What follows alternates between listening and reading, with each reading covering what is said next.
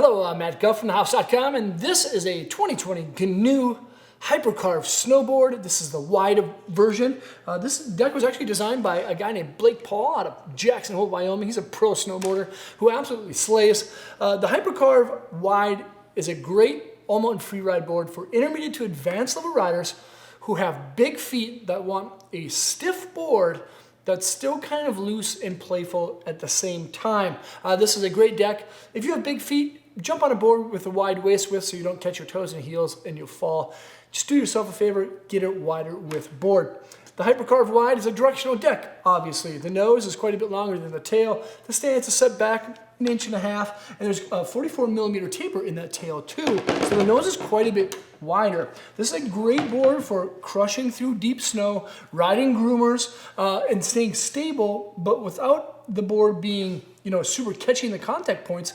It's a little bit more forgiving than a full cambered directional style deck. It's kind of nice for any rider out there who's just likes cruising around at higher speeds, but can kind of relax a little bit because of that hybrid profile shape.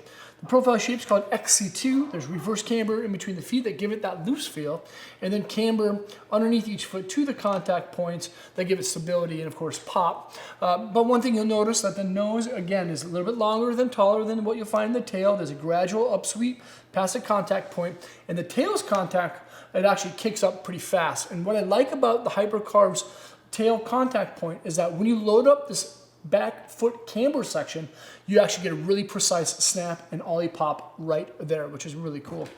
Inside the board is a wood core. It's actually called the G2 Eco wood core. There's 2 strips of paulownia near each sidewall, and then there's aspen basically throughout with a Tri-X fiberglass on top to give the board more energy, like in that back foot camber area, and then Bi-X fiberglass on bottom, which make it strong but still also pliable. So even though it's a stiff board with a feeling flex of about a 7, it still feels loose and surfy and still manageable torsionally too.